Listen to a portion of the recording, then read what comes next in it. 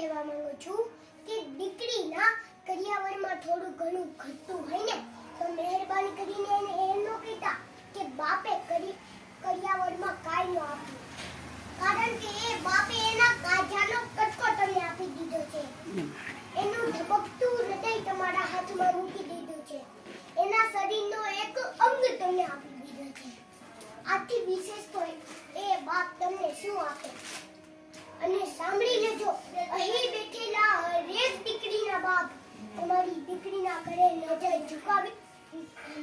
ઝુકાવીને નહીં પણ નજર ઉઠાવીને જાજો, કારણ કે એ ઘરમાં તમે જે રતન આપ્યું છે ને એ આ દુનિયામાં કોઈ ન આપી શકે. અરે કન્યાદાનથી મોટું તો કોઈ દાન નથી સાહેબ. જો તમારે કરિયાવરમાં આપવું જોઈએ ને તો દીકરીને સારા સંસ્કાર અને સારું શિક્ષણ આપજો. જો તમારી દીકરી આગળ ભણવા માંગે એને ભણવા દેજો સાહેબ.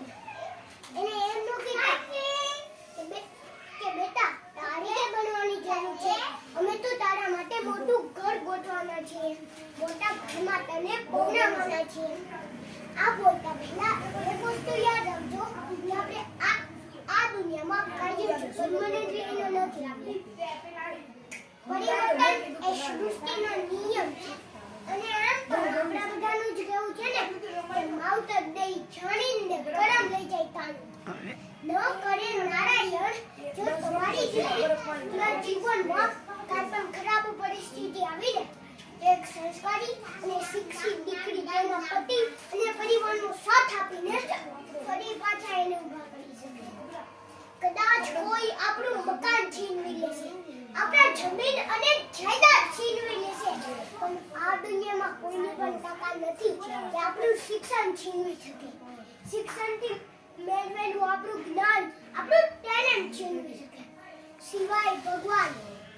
જો તમારી દીકરીમાં શિક્ષણની તાકાત અને સંસ્કારોનું વાવેતર હશે ને તો શૂન્યમાંથી પણ સર્જન કરીને બતાવશે સાહેબ. બોલ ફેરા ફેરવી દે તને ઘર નો કાવી દે હો ભાઈ. સારી કે ખરાબ પરિસ્થિતિનો સામનો તો એને પોતાને જ કરવો પડે. સારી કે ખરાબ પરિસ્થિતિનો સામનો તો એને પોતાને જ કરવો પડે.